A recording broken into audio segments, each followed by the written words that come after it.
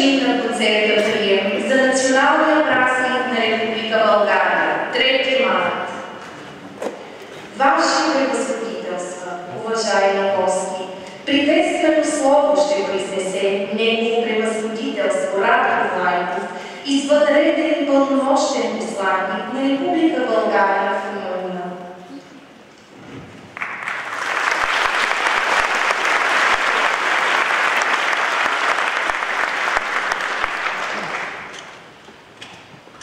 Dear Madam Ruxandra Ivan, State Councilor in the Chancellor, the Prime Minister of Romania, dear Mr.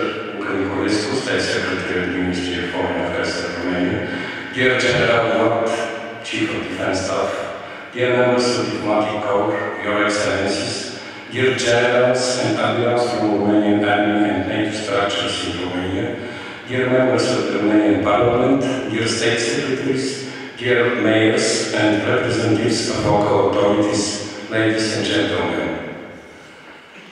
Скъпи сънародници, благодаря на прекрасния оркестър на Софийската филхармония и на нейния виртуозен диригент маестро Найди Антонов за чудесното въведение в днешната празнична вечер.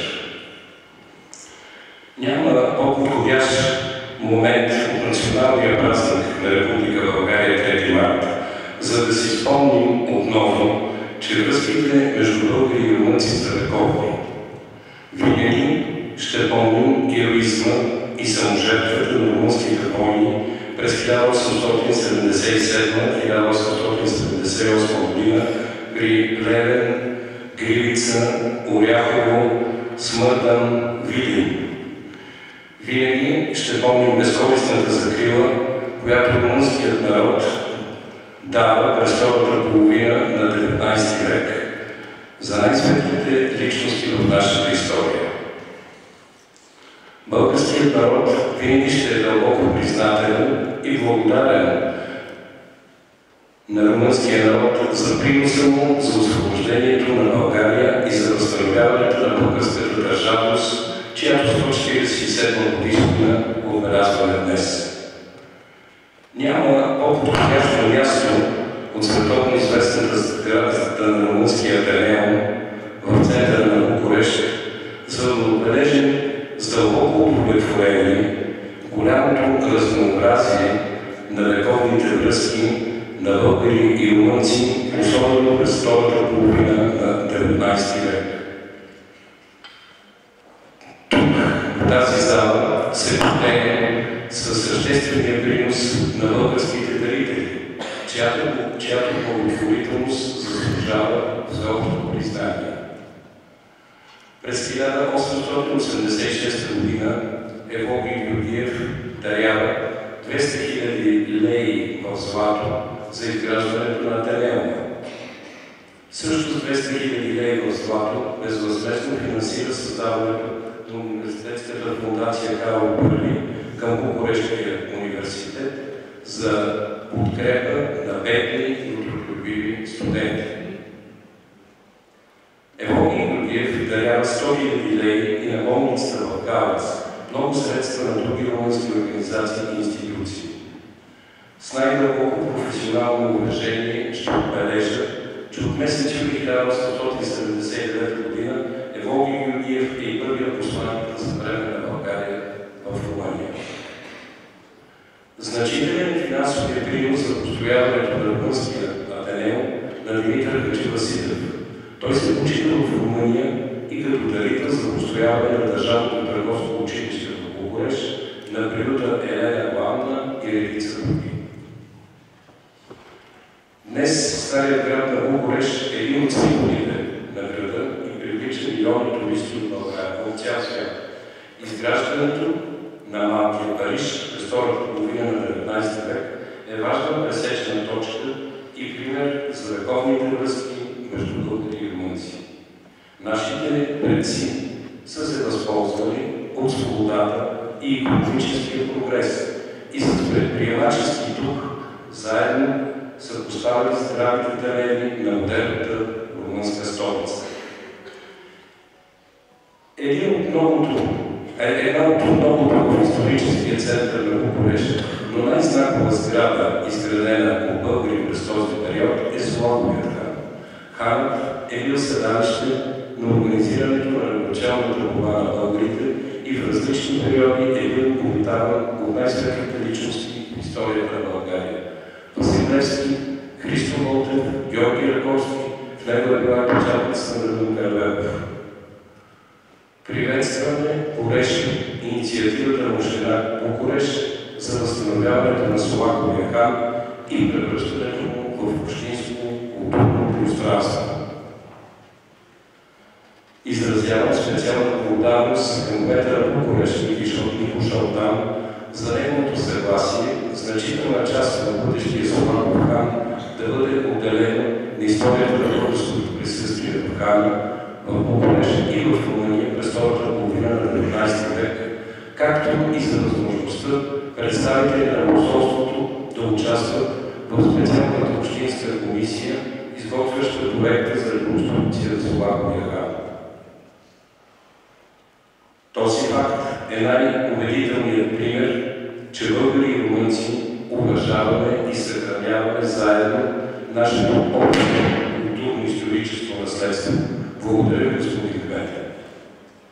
Ваши превъзходителства, дами и господа, тези дни се навършват 2 години, откакто България и Румъния издигнаха отношенията ни на ниво стратегическо партньорство.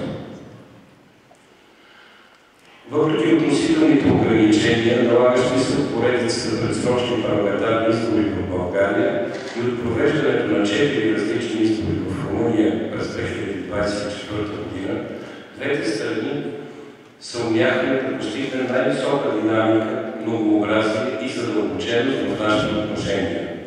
Благодаря на водещите политици в България и в Румъния, че поставят двустранните отношения като най-важен приоритет, което води до отличните резултати. Сигурността и отбраната са най-силно развитата сфера на сътрудничеството в отношенията между България и Румъния в последно време. Като страни членки на НАТО, двете държави и в двустранен план, и в рамките на Алианса носим с гордост своята отговорност за стабилността на югоизточния план на НАТО. С удовлетворение ще отбележа по-специално и отличното ни сътрудничество за сигурността в Черно море. Тази вечер с нас са началника на отбраната на Румъния генерал Георги Църват, командващите и заместник-командващи на различни видове въоръжени сили, много генерали и висши военни от Румънската армия. Благодаря ви, скъпи приятели, за това сътрудничество, което прави НАТО и нашите страни по-силни и защитени, а българският и румънският народ живеят спокойно в мир. България и Румъния посрещнаха 2025 година с историческо за страните и народите ни постижение. Окончателно отпадна контролът по сухоземните ни граници и по този начин станахме пълноценна част от шенгенското пространство. Доказахме, че когато сме заедно, сме по-силни. Данните от първите 2 месеца на 2025 година вече се сочат от огромното положително влияние за бизнеса, туризма и контактите между българи и румънци. Позволете ли да посоча още един пример за благоприятното влияние на пълноценното членство на България и Румъния в Шенген. Повече от 20 години съществува идея за изграждане на ферибот между румънските градове Тутракан и Отденица. Благодарение на отпадането на необходимостта от гранични контролни пунктове се улеснява пускането на тази фериботна линия. Впечатлен съм от инициативността и кооперативността на кметовете на Тутракан доктор Димитър Стефанов и на Отденица Михайлица Константин Пещер, с които положихме стартирането на проекта. Оптимист съм, че ако бъдат изпълнени всички бюрократични процедури, още в началото на лятото може да стартира фериботът Тутракан-Отденица. По този начин на картата на свързаността между България и Румъния на 409 км по границата на река Дунав, освен двата моста и 5 работещи ферибота, ще се появи още един. Малка, но важна крачка за решаване на хроничния проблем на свързаността между България и Румъния. Бих желал да маркирам съвсем накратко отличното сътрудничество между България и Румъния в сферата на енергетиката. Освен съществуващите проекти, които са важни за преноса на енергоносители и към Република Молдова, от значение е скоростта, с която България и Румъния съвместно с Гърция ще успеем да изградим и мултимодален коридор между нас. В него, освен преноса на енергоносители, се дава шанс за изграждане на шосейна, железопътна и дигитална инфраструктура от значение не само за България, Румъния и Гърция, но и за НАТО и Европейския съюз. Румънските туристи продължават да са на първо място сред чуждестранните туристи, посещаващи България, а българските на първите места сред чуждестранните граждани, посещаващи Румъния. Румъния е на второ място сред външно-търговските партньори на България, а България е сред първите 4-5 чуждестранни партньори на Румъния. Убеден съм, че моите колеги, посланиците на различни страни, ще оцените защо с такова удовлетворение съобщавам тези факти. Накрая ми позволете да се обърна към моите български сънародници. Благодаря ви за всичко, което правите, за да пазите българщината, български език, бит, обичаи и традиции. Благодаря ви, че се възползвате пълноценно от всички условия, които румънската държава предоставя на националните малцинства, включително на българското национално малцинство. Благодаря ви, че сте пълноценна част от обществото на европейска Румъния. Сред нас и народният представител на българското национално малцинство в Камерата на депутатите на Румъния, господин Георги Наков. Господин Наков, вие представяте по най-достойния начин нашите сънародници в румънския парламент. Благодаря ви. И още нещо. Господин Георги Наков от дълги години е отличен почетен консул на България в Тимишоара.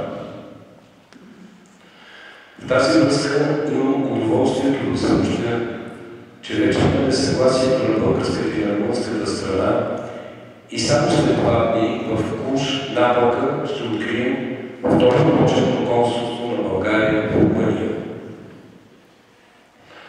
Приветствам сред нас новия почетен консул, госпожа Стефания Берчо. Желая ви, уважаема госпожо Берчо, с ентусиазма и с много положителната енергия, с която стъпвате в тази важна функция, дълги години да допринасяте за развитието на икономическите, културни, академични, междучовешки отношения между България и окръзите в Румъния, които са важни консулски окръг. Успех! Ваше превъзходителство, дами и господа, бих желал да благодаря специално на спонсора днешното събитие, без чиято щедра помощ тази вечер не може да се състои. От името на моята съпруга Ивана и от мое име ви благодаря, че уважихте поканата ни да бъдем заедно на националния празник на България 3 марта. Радвам се, че заедно ще се насладим на майсторството на оркестъра на Софийската филхармония под диригентството на майстор Найден Тодоров и с участието на солиста Георги Черкин. Да живее България, да живее Румъния. Благодаря за вниманието.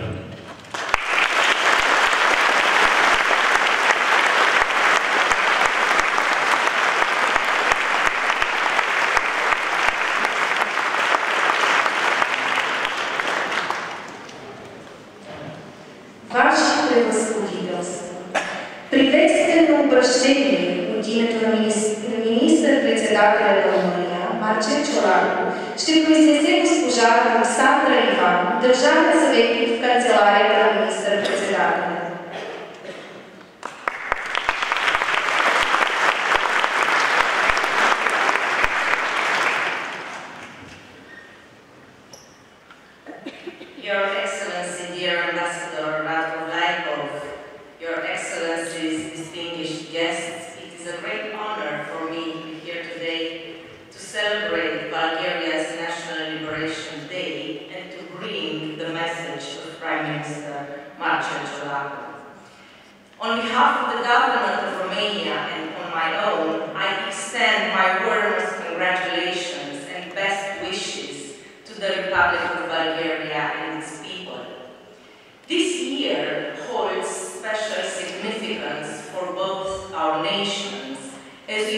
2 years since the signing of the Declaration of Strategic Partnership between our two countries.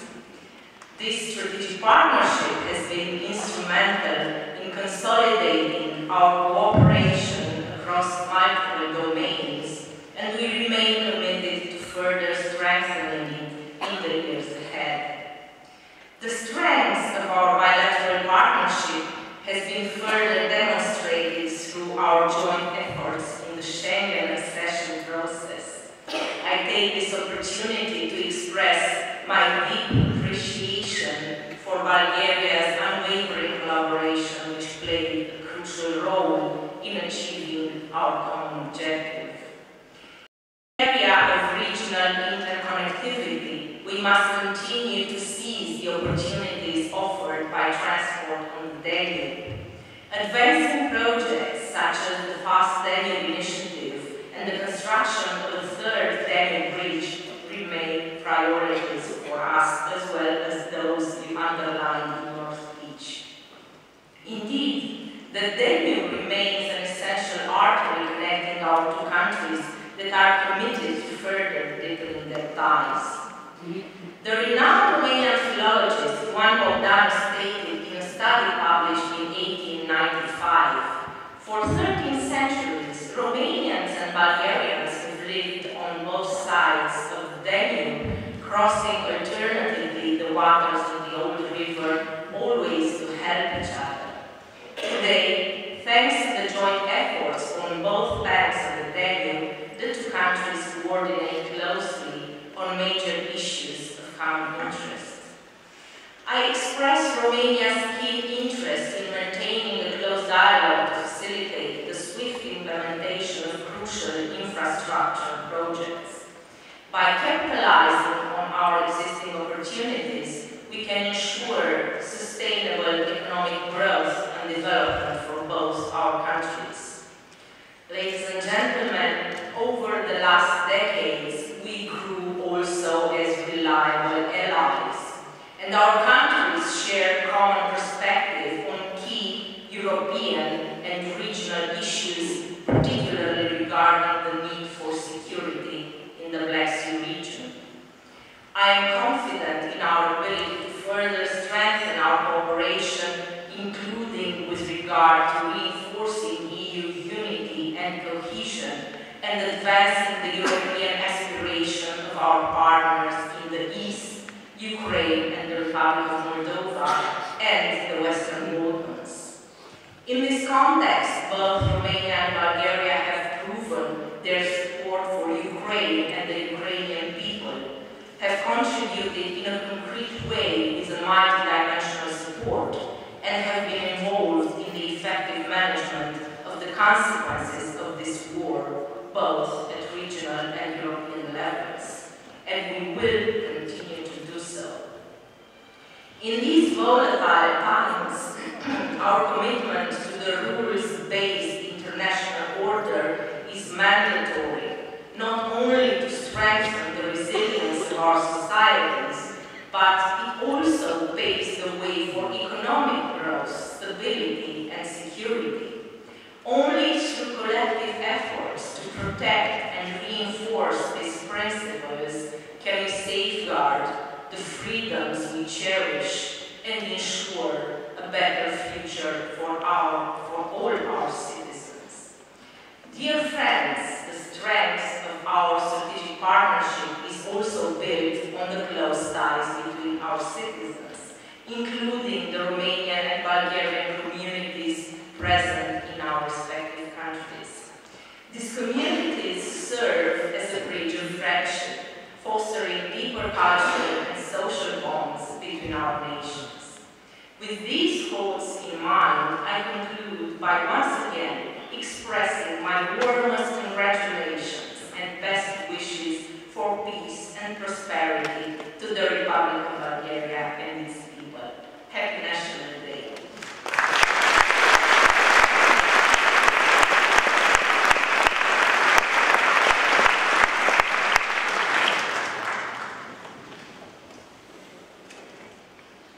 Приветствено слово от името на Министерството на външните работи на Румъния ще произведе изнесе държавният секретар Лука Николеску.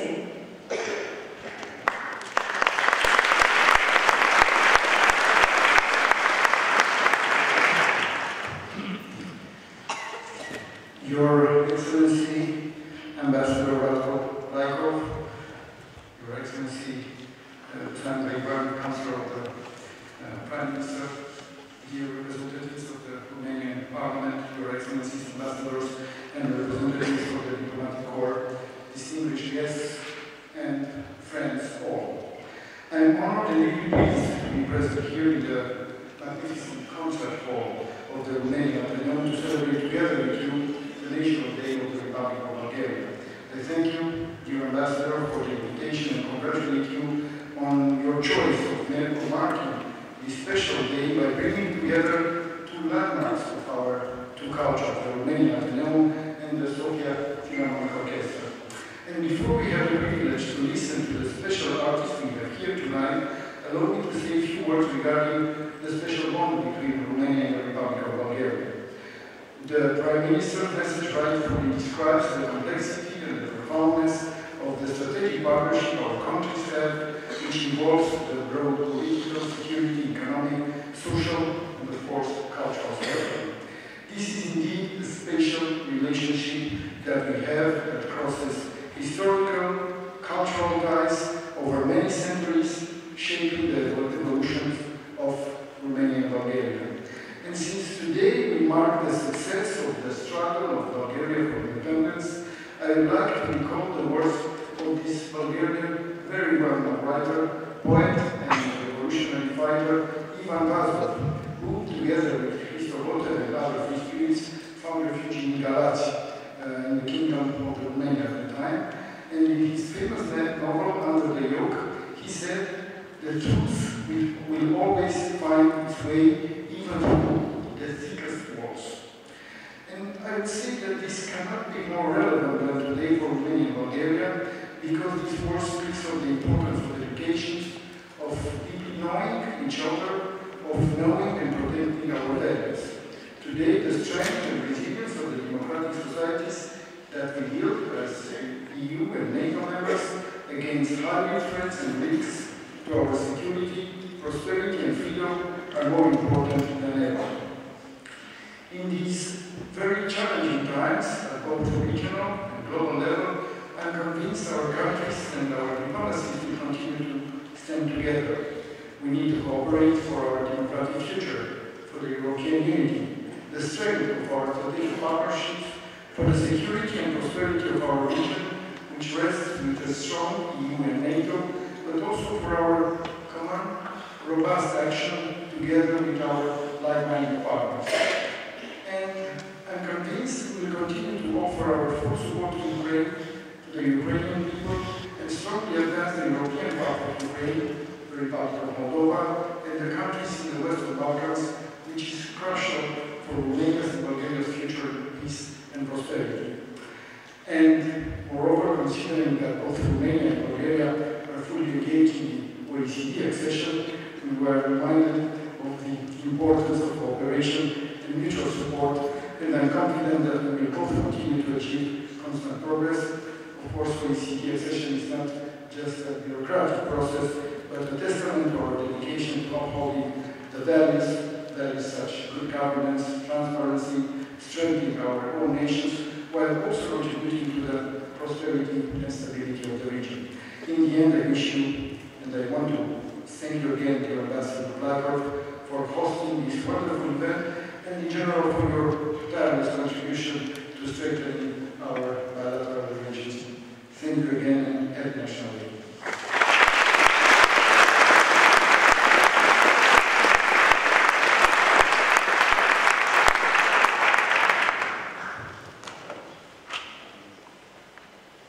Уважаеми гости, министър-председателят на Република България Росен Желязков изпрати видеосъобщение до българските дипломати.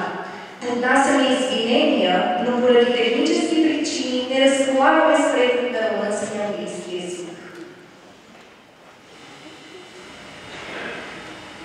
Скъпи сънародници, почитаеми гости и приятели на България, дипломати и служители на представители на българските общности зад граница. Като министър-председател за мен е отговорност, а като българин чест и радост да се обърна към всички вас от сградата на Министерския съвет в сърцето на българската столица и най-сърдечно да ви поздравя по повод националния празник на България 3 марта.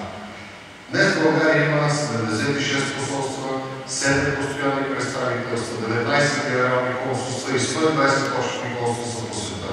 Те поддържат приятелството ни с други народи, укрепват глобалните връзки между българите. Емигрантските и историческите общности по света наброяват почти толкова българи, колкото живеят в границата на България. Чрез дигиталната свързаност обаче те формират глобална общност, в която могат да работят заедно и да си помагат. Но най-важното – да са свързани с родината, както никога до сега в човешката история.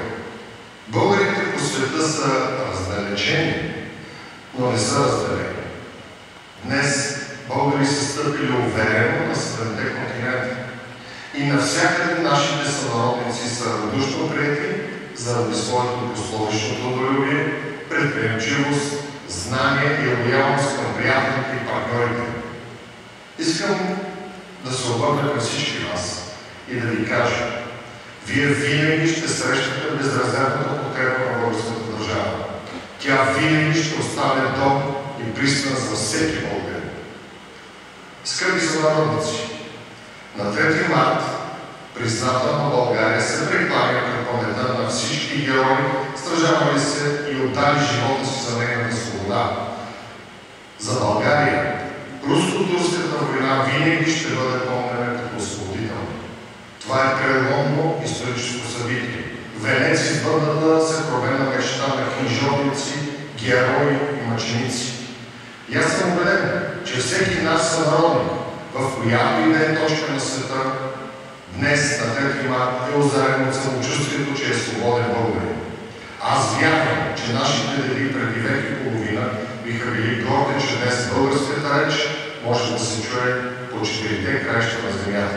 Нека бъдем достойни за свещените идеали на нашия древен и горд народ, на вековния порив за свобода, човешко достоинство и напредък. Поздравявам ви най-сърдечно с националния ни празник и споделям общата ни радост по българската свобода. Честит 3 март, скъпи сънародници! Да живее България!